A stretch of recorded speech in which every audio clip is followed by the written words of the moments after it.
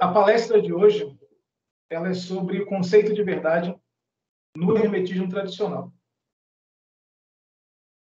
Como é um conceito que, apesar de ele aparecer à solta pelo corpus hermético, ele é bem curto, eu espero que a gente não passe tanto tempo aqui quanto passou na palestra sobre daimonologia hermética, que era mais complexo. Lá a gente passou algo em torno de 1h40, quase 2 horas. Aqui eu acho que em 1 hora a gente consegue resolver o assunto. O conceito de verdade no hermetismo, ele é um conceito que eu nunca vi ser debatido, nem na parte acadêmica, nem na parte esotérica. E talvez esse temor de falar sobre o conceito de verdade no hermetismo tradicional venha por conta do Caibalion, porque o pessoal do Caibalion usa muito a palavra verdade de forma equivocada. Pelo menos dentro de uma perspectiva do hermetismo tradicional, ela é equivocada. Eu vou iniciar, como sempre. Pode ter alguém aqui que ainda não está familiarizado com o hermetismo tradicional, que vai assistir o vídeo no YouTube, a falar um pouco sobre a história do hermetismo. O hermetismo ele só começa a ser compreendido enquanto algo existente a partir da sua literatura. E essa literatura é uma literatura que surge entre o século I e o século III depois de Cristo. Antes desse período, não se pensava em hermetismo. Antes desse período, não se falava de Hermes Trismegisto. Antes desse período, falar de uma doutrina hermética, etc., estava fora de cogitação. A história sobre o hermetismo ser de uma antiguidade muito distante, anterior às pirâmides, anterior a Moisés, anterior do mesmo período de Abraão, e etc., seria algo próximo do que hoje nós chamamos de fake news, notícia falsa. E essa fake news, ela não é recente, ela surge no século XV, ali com Fitino, etc. E ela surge nesse período, essa fake news, com o propósito, talvez, de legitimar o estudo do hermetismo entre os grupos cristãos. Então, é muito comum vocês encontrarem na internet, rede social, fórum, blog, Wikipedia, afirmações de que Hermes Trismegisto e o corpus hermético e o hermetismo, eles são de um período milenar, muito anterior a Cristo, muito anterior às pirâmides, que Hermes foi professor de Abraão. Eu já vi uma versão que diz o contrário, que Abraão foi professor de Hermes, ou que acharam um túmulo de Hermes na montanha da Líbia. Já escutei essa também. São falsas essas informações, elas surgem no século XV. Surgem no século XV não só para dar um caráter histórico à figura de Hermes Trismegisto, como também com o objetivo, como é que eu posso dizer, de justificar que o texto seja estudado num período em que era mal visto estudar esse tipo de texto, os textos pagãos. E a principal justificativa de afirmar que Hermes e Abraão tinham uma relação, ali no século XV, era de justificar o seguinte: o hermetismo, ele, de algum modo, ele precede o cristianismo, mas ele dá abertura para o surgimento do cristianismo. Essa é meio que a estratégia naquele momento para justificar os estudos e as traduções. Mas são estratégias sem fundamento, baseadas em falsa história. O hermetismo ele surge entre o século I e o século III, na cidade de Alexandria, no Egito. Tá bem? E ele é uma fusão de diversas filosofias, teologias e culturas que ali se comunicavam.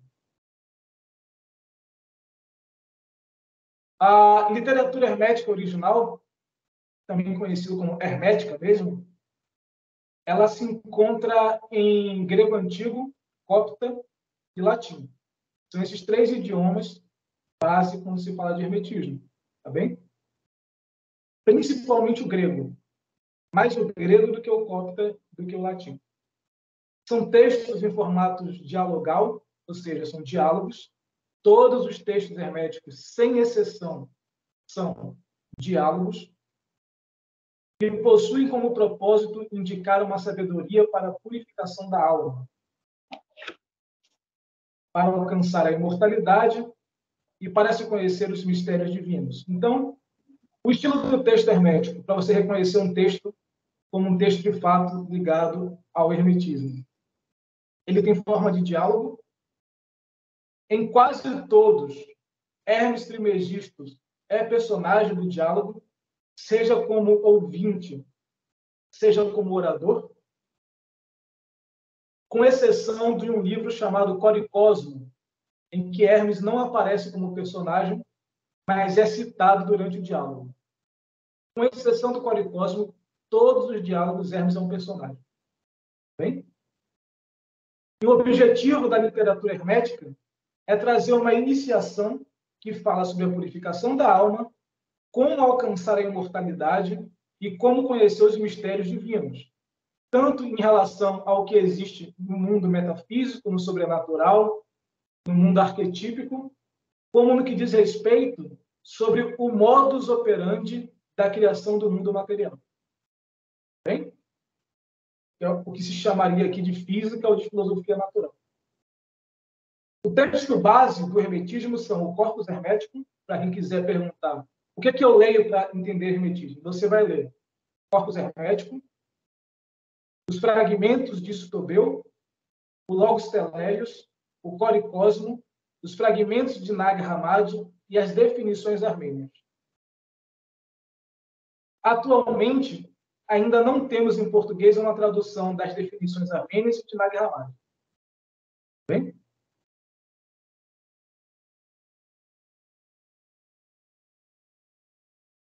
Um outro ponto importante que causa muita discussão, e aqui a gente já começa meio que falar um pouco sobre a noção de verdade,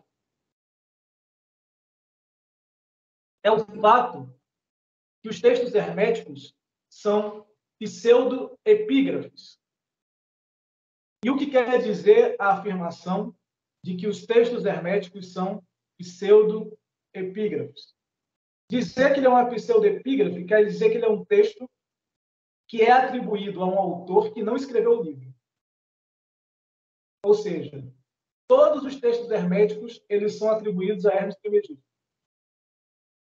Apesar disso, não se tem nada que aponte que o Hermes Trismegisto tenha existido como indivíduo, como pessoa física. O que se defende é que ele tenha sido uma persona mítica, personagem mítico, a quem foi atribuído uma espécie de literatura pertencente a um grupo ou a uma escola. Outros livros famosos no meio esotérico também são pseudepígrafos, como, por exemplo, quase todos os textos esotéricos atribuídos ao rei Salomão, como as clavículas, a higromanteia, o Testamento de Salomão, que é atribuído a Salomão, todos eles são pseudepígrafos. Não foi o Salomão bíblico que escreveu. Você tem como exemplo também um livro do século I chamado Os Oráculos Caldeus, atribuídos a Zoroastro, escrito em grego, atribuído a Zoroastro, o persa, mas não foi Zoroastro, o persa, que escreveu. Você tem o exemplo dos poemas de Homero, que também não foi o próprio Homero que escreveu, mas um grupo que escreve e atribui os poemas a Homero. Era muito comum na antiguidade determinados grupos e escolas escreverem uma série de conteúdos que dialogam entre si e atribuir esses conteúdos a uma figura, a um personagem ou até mesmo a uma divindade. Tá bem? Era muito comum nesse período.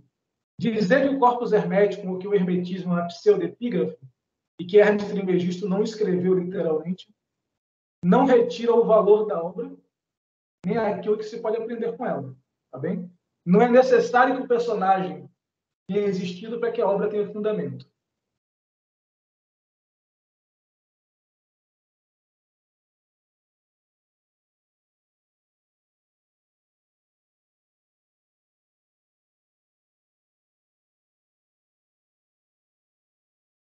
Um outro ponto, que é um ponto problemático, é que alguns textos contemporâneos foram atribuídos ao hermetismo sem ter qualquer relação com o hermetismo.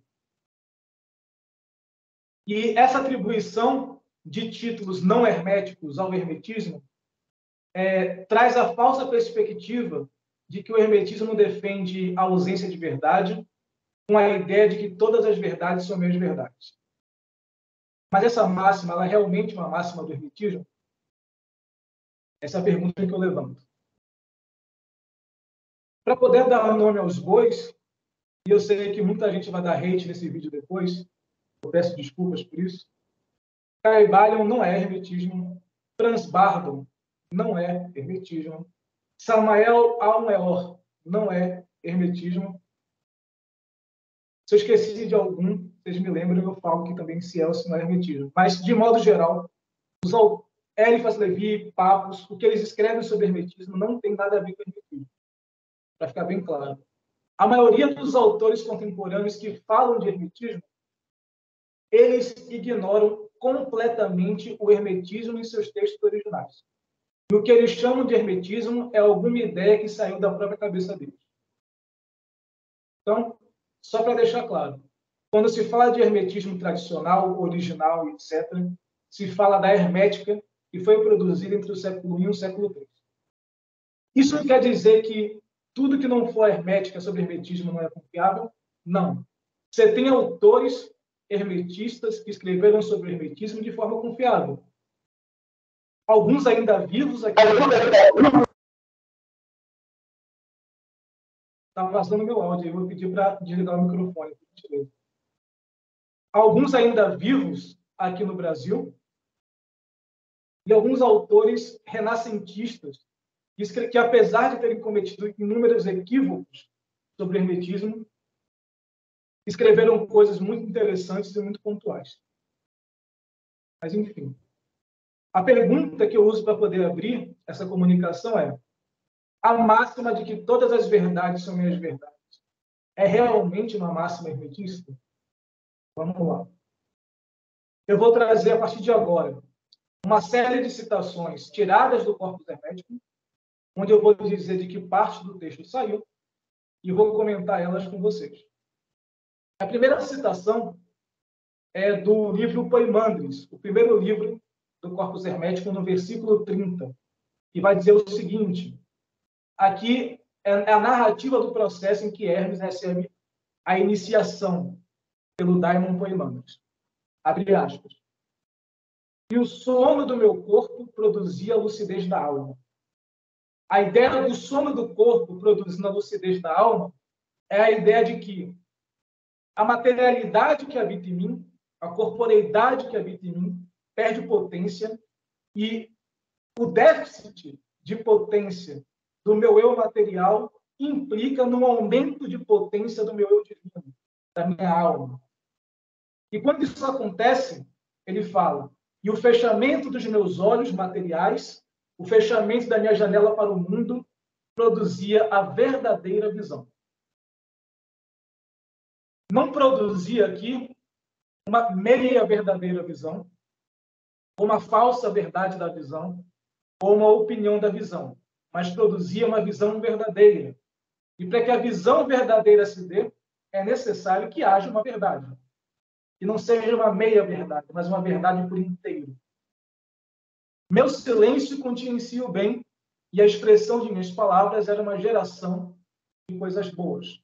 A capacidade de ver a verdade, de ver a coisa em si, segundo o hermetismo, é condição sine qua non, é condição necessária para que se adquira o poder, se adquira a potência de se orientar em direção ao bem e de produzir boas coisas. Então, para o hermetista, o encontro da verdadeira visão, o encontro da verdade, é caminho necessário, é caminho do qual não se pode desviar se ele quiser ser alguém que produza coisas boas, tanto para a sua vida, quanto para a vida de seus próximos.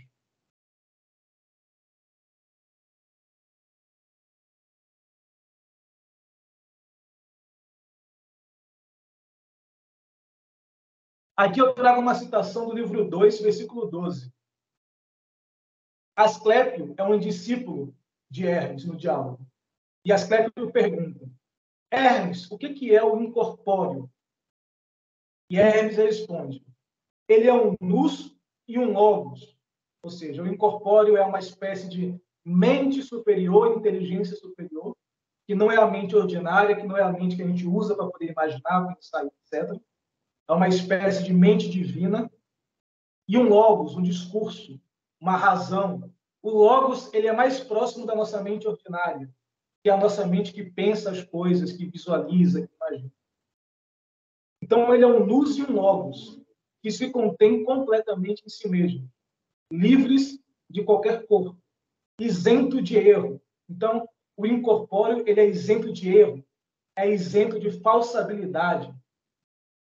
Impassível, porque ele não é passivo a nada, e intangível, porque ele não pode ser visto, não pode ser tocado, ele não pode ser acessado pelos sentidos. Imutável em sua própria estabilidade, e que abrange todos os seres e conserva tudo que existe. E quais são os raios desse incorpóreo? Raio aqui é no sentido de emanação, é no sentido de derivação. Então, esse incorpóreo do qual ele está citando, que eu adianto a vocês que é Deus, o que ele deriva? O que parte dele? Então, os raios de Deus são o bem, a verdade, não a meia-verdade, mas a verdade, o arquétipo da luz. O arquétipo da luz é Poimandres, e o arquétipo da alma, que é a alma que dá origem a todas as almas, a alma primeira. Então, a verdade é um dos raios de Deus, segundo o Hermetismo. Ela existe, ela emana de Deus. E a busca do caminho divino, do caminho espiritual, a busca da ascensão, a busca da apoteose, é uma busca que exige que você passe por esses raios divinos. E um desses raios é nada mais, nada menos que a verdade. Não, repito, a meia-verdade. Um outro detalhe, só por diversão. Ele vai dizer que as coisas divinas ou incorpóreas são imutáveis em sua própria estabilidade. Imutáveis. Quebrando aquele falso paradigma de que tudo muda. Bem? O incorpóreo, ele é imutável. O hermetismo não defende que tudo se move, que tudo muda. Bem? Não é uma defesa real do hermetismo. Agora, é uma citação também do Corpus Hermeticum, do livro 7, versículo 3. Essa citação é uma referência ao corpo material. Tal é o inimigo que vestistes como uma túnica. Corpo material, que você veste como uma túnica. Ele vos estrangula e vos traz para baixo em direção a ele, para impedir que a contemplação da verdade ou do bem não vos faça odiar sua maldade. O hermetismo ele afirma que a materialidade ela nos influencia a negar a verdade. A materialidade ela nos influencia a negar o sobrenatural, a negar a divindade e trazer tudo para o campo da materialidade. E ao fazer isso, nos tornamos alienados, incapazes de compreender a maldade derivada dos vícios da materialidade. Então, para o hermetismo, uma verdade não só existe, como a percepção de que não há verdade, a percepção de que não há uma verdade real a ser alcançada, sobrenatural, espiritual e etc., é uma concepção materialista que nos aliena e nos impede de perceber o que há de mal. Descobriu os embustes que ele, o corpo, inventa para vós, vos obscurecendo sob abaixo da massa da matéria, vos embebedando com volúpias infames, a fim de que você não possa ouvir o que deve ouvir, nem ver o que precisa ver. Então, a entrega à corporeidade te afasta da compreensão da verdade e te impulsiona uma negação da verdade. e incapacitado de apreender a verdade, você também se torna incapacitado de buscar. Se você não crê na existência da verdade, você não a busca. E se você não a busca pelo hermetismo, você não passa pelo processo apoteótico, pelo processo de transcendência. Eu estou indo na ordem dos capítulos, percebam isso. No livro 9, versículo 10, Hermes fala: meu discurso conduz à verdade. Mas o nous é forte, e quando é guiado por esse ensinamento, ele pode chegar à verdade. A verdade no hermetismo é transcendental. Esse é o primeiro ponto que se deve entender. A verdade, ela não é apreendida pela percepção do mundo, pelos sentidos. Ela só é apreendida pelo nous, que é essa mente superior que possuímos, essa mente espiritual que possuímos, que pode alcançar a divindade. O discurso de Hermes, que chamamos de hermetismo, o que é o hermetismo? É o discurso de Hermes? É os ensinamentos de Hermes Trismegisto? É o discurso que, segundo o próprio hermetismo, conduz à verdade. Não que ele seja verdadeiro em si mesmo, esse discurso, mas na leitura desse discurso, abre-se a possibilidade para que o nous, a minha mente superior, me permita alcançar a verdade.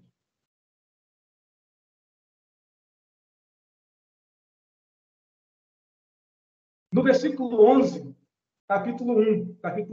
capítulo 11, versículo 1, logo no início do capítulo 11, as opiniões, foca na palavra opinião, que eu vou discutir sobre ela, sobre Deus e sobre o universo são muitas e diversas, de modo que eu não consegui discernir onde está a verdade. Ora, existe uma verdade a ser discernida sobre Deus e sobre o universo. Não é uma mescla de opinião em que tudo está ok. Não é a minha verdade, a verdade de João, a verdade de Vanessa, a verdade de Felipe. Isso são opiniões. O que o hermetismo ele propõe, com essa citação aqui, em que Hermes, conversando com o seu Agatodaimon, o personagem desse diálogo específico é Hermes e o Agatodaimon. Hermes fala para o Agatodaimon: a opinião sobre o universo, sobre Deus, são muitas, e eu não consigo discernir onde está a verdade. Há uma verdade a ser encontrada, há uma verdade a ser discernida. Uma verdade que é a verdade. Não uma meia-verdade, não uma opinião, não uma perspectiva. Então, mestre, diz Hermes para o Agatodaimon, peço que torne isso claro para mim, pois só posso acreditar naquilo que é revelado por ti. O Agatodaimon, no hermetismo, ele também é um nous. Ele também é a manifestação intelectual de Deus. De modo que eu só posso confiar, diz Hermes, só posso acreditar naquilo que é revelado pelo meu nous, naquilo que é revelado pela minha consciência superior, naquilo que é revelado pela minha faculdade intuitiva do conhecimento.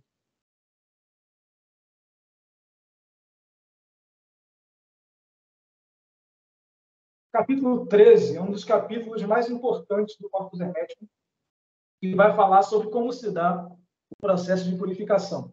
Versículo 6. Tati, ele é filho de Hermes, filho sanguíneo. E Tati pergunta: então, o que é verdadeiro, Trismegisto? E Hermes responde: a verdade, ou verdadeiro, é aquilo que não tem mácula, que não tem limites, nem cor e nem forma. A verdade é imutável. O que é verdadeiro não muda. O que é verdadeiro, para ser verdadeiro, tem que ser imutável. Tem que ter sido verdadeiro desde sempre e para sempre. Se algo foi verdadeiro há 30 anos atrás e hoje é falso, é porque nunca foi verdade. Ou se algo que era falso há 30 anos atrás seja verdade, nunca foi falso. Talvez também não seja verdadeiro, a gente não pode não saber ainda o que é. Mas o que é realmente verdadeiro é imutável. A verdade não muda.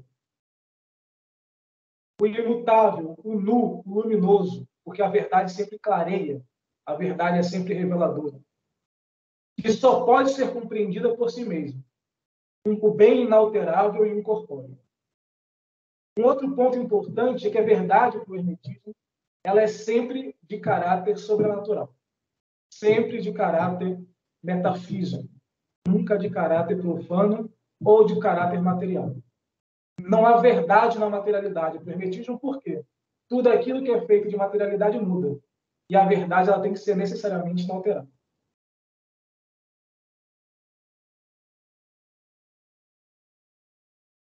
Então, só recapitulando. Existe verdade no hermetismo. A verdade que existe no hermetismo, ela pertence ao mundo não material. Então, falar sobre verdade no mundo material, esse mundo material ele não te revela a verdade. A verdade ela é sempre uma prática que transcende a corporeidade.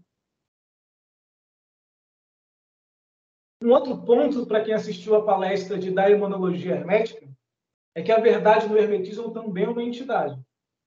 É um daimon, vamos colocar assim. E é um daimon, um bom daimon, um eudaimon, que é necessário para o processo de purificação da alma. Você só pode alcançar uma vida espiritual na busca da verdade. A negação da existência da verdade para o hermetismo é necessariamente um afastamento da vida espiritual.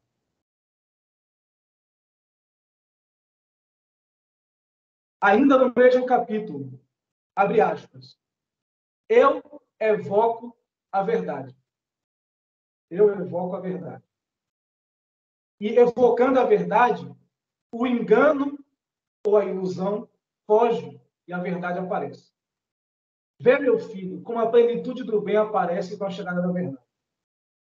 O homem só é verdadeiramente bom no hermetismo, ou melhor, o homem só é capaz de aproximar-se do bem, do que é verdadeiramente bom, quando o homem evoca a verdade.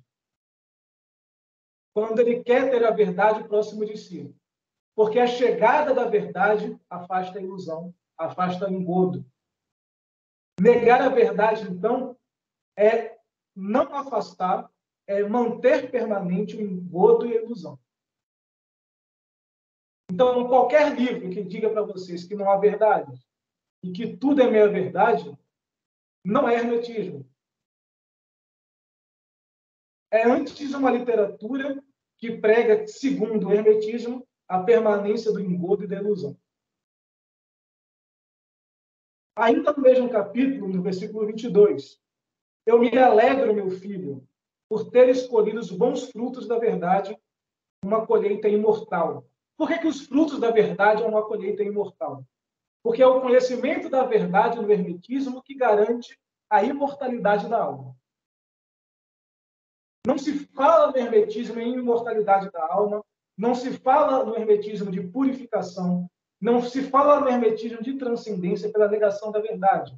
Ao contrário, se fala de transcendência e purificação pelo encontro da verdade.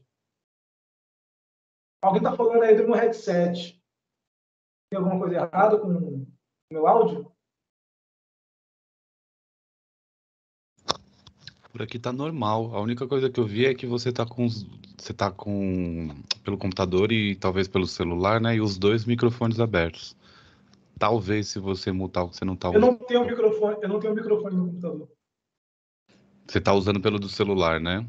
Ah, então Só não, áudio celular. então não tem problema nenhum. Pra mim tá normal aqui. Eu acho que todo mundo tá ouvindo, Pra mim talvez também, o Elmer que algum problema de som na máquina dele. Para mim tá bom também. Tranquilo. Então vamos continuar. Então eu me alegro, meu filho, por ter escolhido os bons frutos da verdade, uma colheita imortal. Então, só repetindo para não perder a cabeça, a imortalidade no hermetismo depende da busca e do encontro da verdade. Não só a imortalidade, o processo iniciático do hermetismo é um processo de busca de encontro da verdade. De uma verdade que é sempre transcendente, de uma verdade que é sempre ligada ao divino, que é sempre ligada ao sagrado. Uma verdade permanente, inquestionável, E essa verdade que direciona a imortalidade, vale dizer, é também terapêutica, porque vai ser ela que vai lhe purificar dos vícios. Ora, como é que ocorre a queda do homem no hermetismo? Como é que ocorre a corporificação do homem verdadeiro, divino, no hermetismo? No hermetismo, na sua cosmogonia, o homem originalmente era uma entidade, era uma divindade, que cai e é abraçado e é corporificado. Como é que se dá esse processo de queda, de degradação do homem no hermetismo? Se dá quando o homem, no seu contexto de ser divino, ele olha o seu próprio reflexo na materialidade, nas águas, na materialidade. Ao ver seu reflexo, o reflexo não é verdadeiro, o verdadeiro é quem olha o reflexo. Ele se identifica pelo reflexo, e ao se identificar pelo reflexo que é falso, ele cai. A queda do homem se dá quando ele se identifica pelo que é falso, quando ele esquece o que é verdadeiro.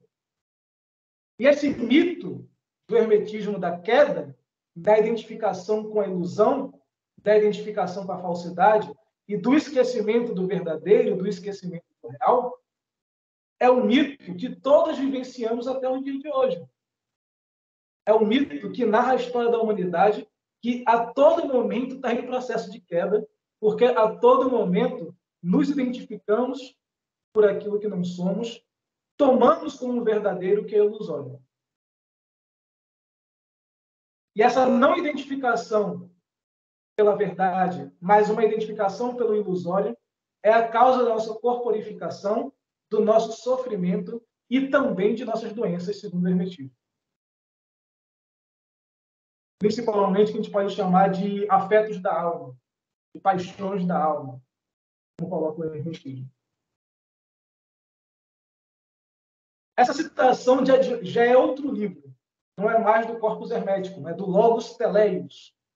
Aqui no Brasil, o Logos Teleios normalmente se encontra com o título de O Asclépio. Você encontra ele tanto na tradução da editora Emos, de 1973, quanto na tradução da editora Polar, que, se eu não me engano, é de 2019. Os dois livros você encontra, no finalzinho. Então, a pessoa, depois de ter expulso da alma as trevas do erro e adquirido a luz da verdade, une-se com toda a sua inteligência à inteligência divina. Ou seja, quando o indivíduo tira as ilusões de sua própria alma e adquire a luz da verdade, a luz que revela a verdade, ele se une à divindade, ele se deifica, ele torna-se também divino. Cujo amor a libertou dessa parte de sua natureza, pela qual ela, a alma, é imortal. E faz com que conceba uma firme esperança na imortalidade. O indivíduo que busca a verdade, tem um vislumbre da verdade, ele rompe o processo de morte, ele rompe o processo de nascimento. E quando ele finalmente vir a se libertar do corpo, dentro da perspectiva hermética, dentro do dogma do hermetismo, ele adquire uma alma imortal. Ele torna-se imortal. Ele deixa de voltar a corporificar-se. Ele é purificado.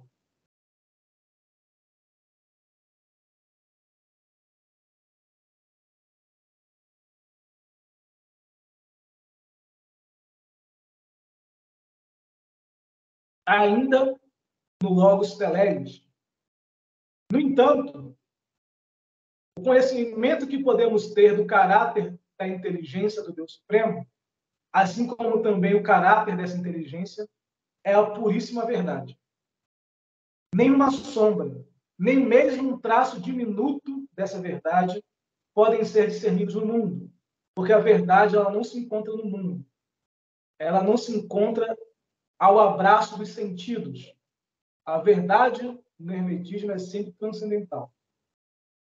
Uma vez que, onde quer que vejamos algo submetido ao tempo, e onde houver início, sempre haverá falsidade. Então, um aspecto fundamental da verdade é que ela é transcendental. ela não se encontra nos discursos sobre a materialidade, nos discursos sobre o mundo.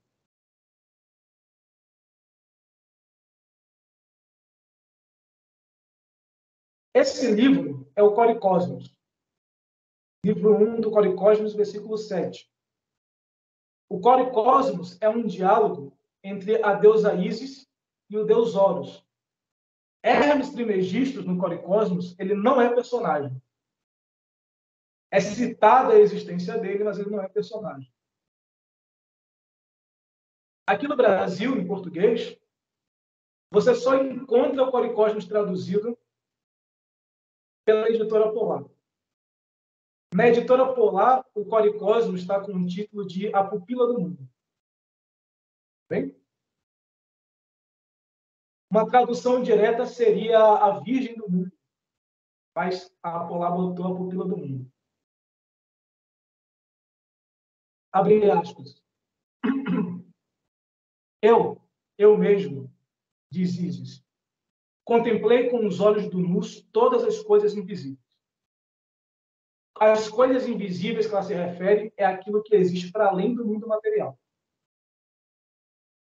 E enquanto eu os examinava, veio a mim lentamente, mas veio de fato, um conhecimento exato da verdade. Ou seja, quando Ísis, por meio da sua inteligência superior, por meio do seu Nus, passa a buscar, a querer entender as coisas superiores, a verdade a ela se revela. Não uma meia-verdade, um conhecimento exato da verdade. E agora, devo depositar nas coisas secretas de Osíris esses símbolos sagrados dos elementos cósmicos e depois proferir uma oração sobre eles para partir para o céu. Então, essa Ísis, ela fala que ela conhece essa verdade a partir do seu Nus. A Ísis, que aqui é narrada, é uma Ísis corporificada, em mundo material, e ela busca essa transcendência através desse conhecimento dessa verdade que permite ela retornar ao mundo divino. Só a verdade é passagem para o mundo divino. Ainda no mesmo livro, dá atenção, meu filho, aqui ela fala com Horus, pois esta investigação, esse livro, ele tem uma investigação ali sobre a origem da alma, sobre Deus, sobre a origem dos homens, etc. Pois esta investigação é muito necessária. E eu, que sou participante da existência dos imortais, porque ela é uma deusa, e viajei pela planície da verdade. A planície da verdade, que ela se refere aqui, é o mundo divino. É o mundo superior, onde tudo é imutável, onde tudo é permanente. Pois, mais uma vez, a verdade ela é sempre permanente e ela habita junto aos deuses, porque ela também é divina.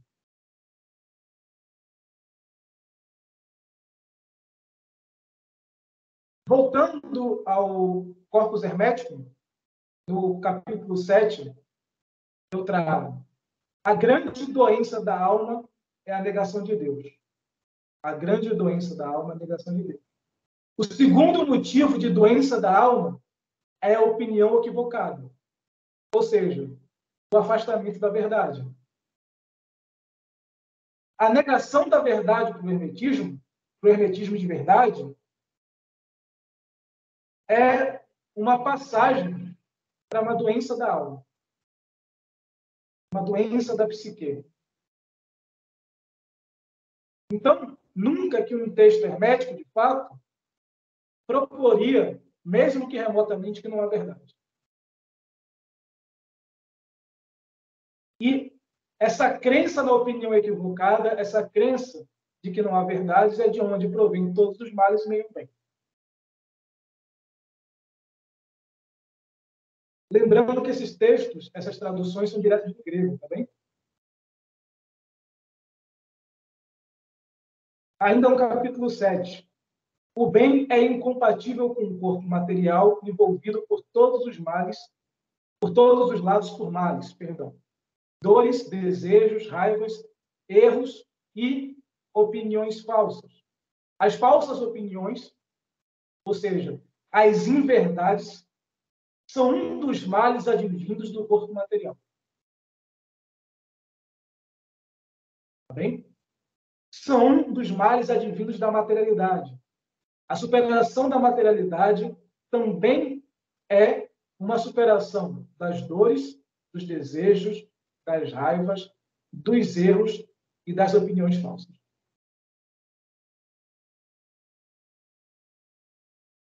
E eu concluo aqui essa apresentação sobre a verdade do hermetismo. Eu trouxe algumas referências que eu utilizei para poder fazer essa discussão. A referência que eu trouxe foi o artigo O Hermetismo como Elemento Fundamental do Ocidente, do Otávio Santana Vieira. O Otávio ele tem vários textos e várias comunicações sobre hermetismo, que é bem interessante. Utilizei os textos do Corpus Hermético de uma tradução própria, que eu mesmo fiz. E vocês encontram muito material sobre esse tema também, através de um pesquisador de Pernambuco chamado David Pessoa de Lira, ou Davi Pessoa de Lira. Tem muito material bom escrito por ele também. Feito toda essa explicação, vocês querem perguntar, querem comentar alguma coisa?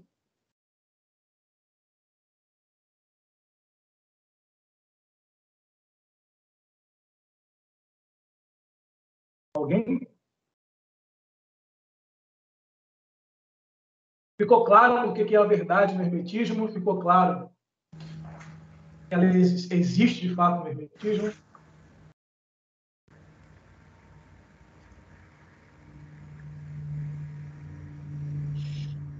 Oi, Vinícius. Oi, pessoal. Opa. Opa. O Vinícius sumiu. Pode falar. Não, eu só queria dar um alô e te parabenizar pela apresentação. Muito bom te ouvir sempre. É bom ter alguém falando do verdadeiro hermetismo no Brasil. E gostei muito da seleção de passagens e especialmente esclarecer, né, que esse papo de cada um tem a sua verdade, a verdade relativa, não tem nada a ver com o hermetismo. Então, só te agradecer mesmo, te parabenizar pelo trabalho. Mandar um abraço. Obrigado.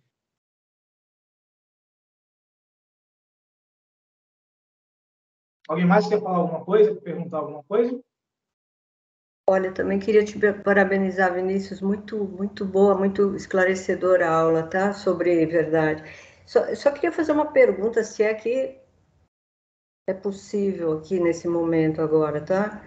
Esse momento é para pergunta mesmo. Olha, quando você citou o Legos Teleios 29,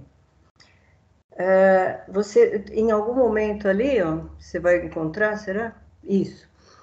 Aqui está escrito, né? Cujo amor a libertou dessa parte de sua natureza, esse amor com letra maiúscula aí, né? Você pode falar só um pouquinho, explicar sobre esse conceito de amor aí, nesse momento? Posso. Posso. O amor ele é um conceito que, dentro do hermetismo, ele é muito complexo, ele é muito difícil. Que me parece que ele só vai ficar claro num conjunto de textos chamado Fragmentos Estobeus. Fragmentos o quê? Desculpa? De Estobeu. Fragmentos de Estobeu. Tem em português, não, né? Tem numa tradução minha. Tua? Tá. Mas publicado, à venda, não tem. Tá. Mas o amor no hermetismo, ele me parece, eu não vou lhe dar uma certeza absoluta, porque eu te falo que é um conceito complexo e difícil, está ligado à noção de amor nos textos de Empédocles, que é um filósofo naturalista grego, que traz a ideia de que o amor é aquilo que lhe une a alguma coisa. O amor é aquilo que ele une você a alguma coisa e que é sempre uma união de caráter gerador. Então, quando ele fala assim, e adquirido a luz da verdade, une-se com toda a sua inteligência divina, essa união entre o meu nus e o nus divino, cujo amor libertou dessa parte de sua natureza, que é o corpo, ou seja, a união do meu nus com o nus divino, o que causa essa união é o amor. Entendi. No grego aqui seria eros, tá bem? Isso, tá. É um daimon também, né? Claro. O termo que ele utiliza no grego aqui é eros, nessa passagem. Uhum. Especificamente, nessa passagem ele usa eros. Mas esse eros é esse advento da união entre as coisas. E aqui, especificamente, da união do meu eu divino com Deus, que gera a separação minha e com o meu corpo. Porque o corpus hermético, ele entende que há uma relação de guerra. Isso também está nos fragmentos dos Tobeus, de conflito, de ódio, entre a minha parte divina e a minha parte material. Uhum. E quem é o grande juiz desse conflito, dessa briga, seria a minha alma, seria a minha consciência. Certo. E se eu permito que o corpo vença, eu caio novamente na ilusão do sofrimento e do vício. Se eu permito que minha parte divina vença, o meu eu se une com a minha parte divina, me tornando divino, e o meu corpo perde o poder de me manipular, de me submeter. Certo. Agora, isso só está bem explicado, só está bem desenvolvido lá nos fragmentos dos Tobeus. Certo. Então, dessa relação de ódio entre o meu eu divino e o meu eu corporal é dissolvida, é diluída pela minha relação de amor entre o meu eu divino e Deus. Muito obrigada, tá? Ficou, claro. Você quer responder? Ah, sim, obrigada. Sim, sim.